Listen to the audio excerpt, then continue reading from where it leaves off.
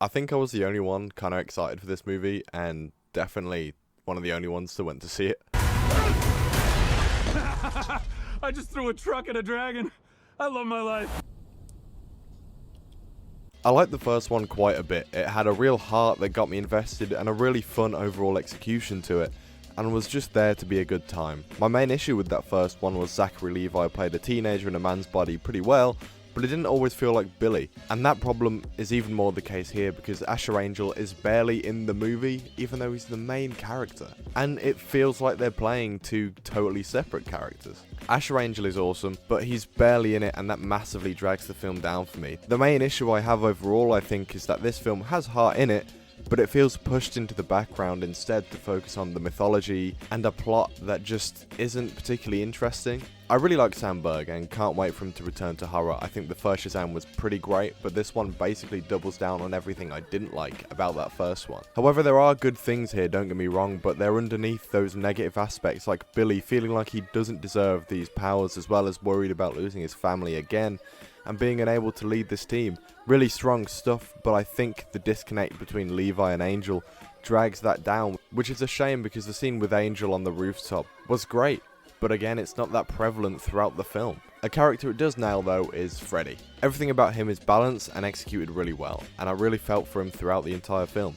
Overall though, it feels unsure what to do with the Shazamily, as they call it. Freddy and Mary are the only ones who really get a hint of characterization, and Freddy's the only one where it's developed in a real capacity worth mentioning.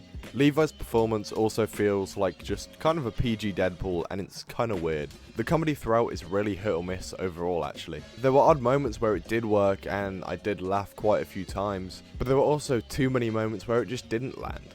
Even the villains, I mean, they're more interesting than the guy from the first one, to be fair.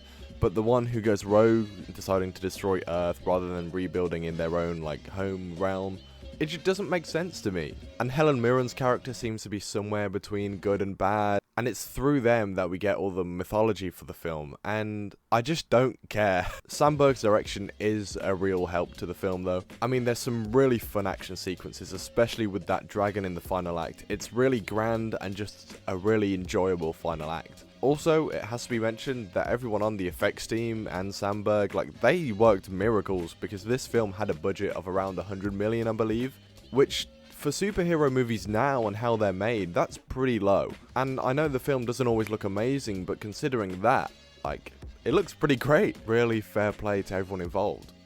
Also, it's hard not to feel a disconnect considering everything else going around the DCU at the moment. I mean, I don't think what universe a film is set in should determine whether you watch it or not.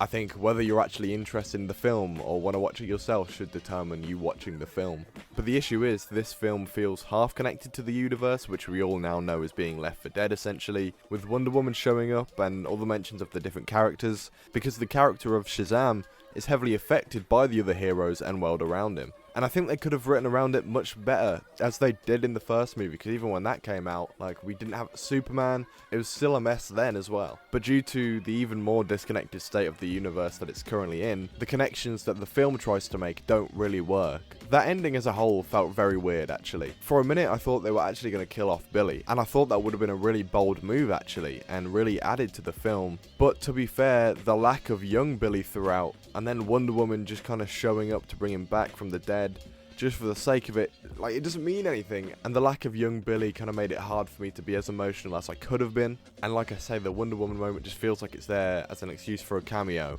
and feels like the death was very forced in there. The movie didn't earn that moment. This movie isn't anything special, but I preferred it to Ant-Man 3. Now the main problem area is up here. All of this going on up here is what's causing me the most physical discomfort. It's like a visceral reaction of discontent coming from this area. I really see this as just quite a fun time. I've shat on it quite a bit because I don't think it's great. And it doesn't really make me feel anything due to the muddled execution of anything emotional throughout the film. But it's still entertaining enough, and sometimes that's okay, I think. It probably didn't deserve to flop as hard as it did. I think the main thing to wonder though is, how did The Rock end up in a position where he could single-handedly crumble